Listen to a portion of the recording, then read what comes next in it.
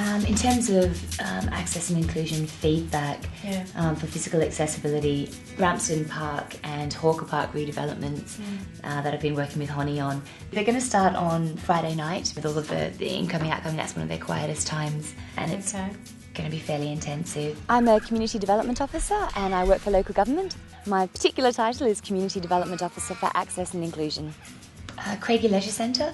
Yes. The works for that are actually commencing this weekend. Great! I know.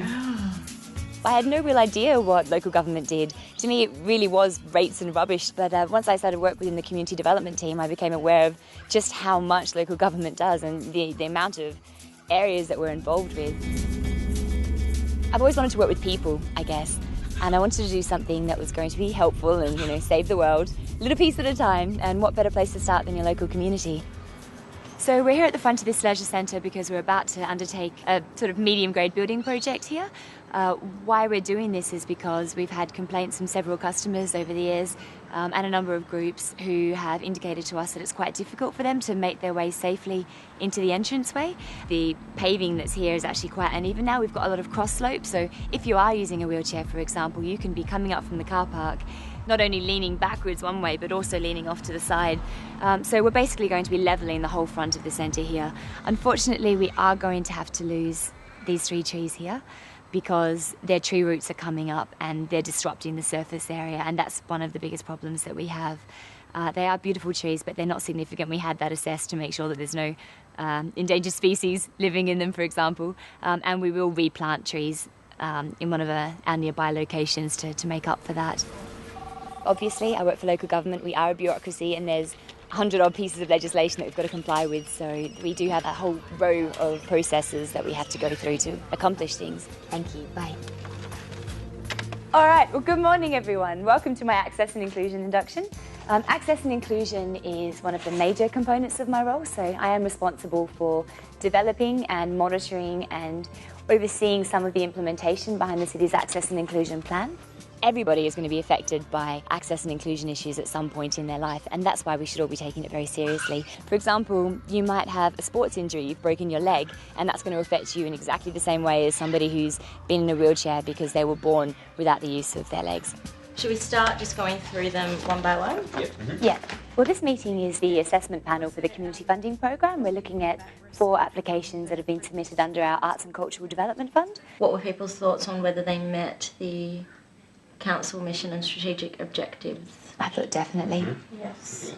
Working in local government, working in community services in general, actually, you're always going to have to pick your battles. Part of my job is actually convincing people that what I think is important to them too. So by showing them what the benefits are to them and the customers that they're trying to deal with, it makes my work a whole lot easier. In regards to value for money, did anyone have any concerns with that? While the funds are available, it's a lot of money for only roughly 10 people. It's not going to be, though. They're actually It won't planning on be, this that's being right. an ongoing program, so it's 10 people per cause. Yeah. It's all about, I guess, understanding other people's motivations as well as your own, and then working with that. I think for some programs it's better to have a smaller number, particularly if you've got at-risk young people, because they might have quite high support requirements, and it allows you to have more, closer to one-on-one contact than for a larger group where they become a bit more anonymous and you can't necessarily engage with them as well. Okay, well that's fairly clear. I'm in agreement. Great. Well, I'm here today to visit the Bits and Bytes Internet and Computer Training Program and see how the first 10-week course has gone. We'll have to backspace it first. Groups of up to 10 students learn some basic computer skills. It's designed to be individual, so they come here to learn what they actually want to learn. It was my job to put together the grant application and then to be there as a point of call for whatever might come up. Do you think that from the feedback that we've had from them so far, that they've gotten what they were hoping to out of this particular course? I think so. I think we will probably get them back on another day just for an afternoon tea and then sit them down and talk to them about how they felt it went. Great. What they would like to learn if they had the opportunity to come back, and what their interest is in the internet cafe. That's what, that's sort of the next... Yeah, that'll be important when we take it to the next stage.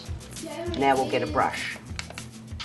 You watch, get the brush, and we'll make it bigger. You watch what I do, you watch my hand. See that finger? I've run out of paint. When a project comes together, there's nothing better. You have this huge sense of accomplishment. And obviously, you've put a lot of work in, and it's not just you. You've done it by working with a number of different people who've helped you get to that point. But the best thing you can ever do is actually see somebody reaping the benefits of that, getting out of it the outcomes that you were hoping to achieve in the first place.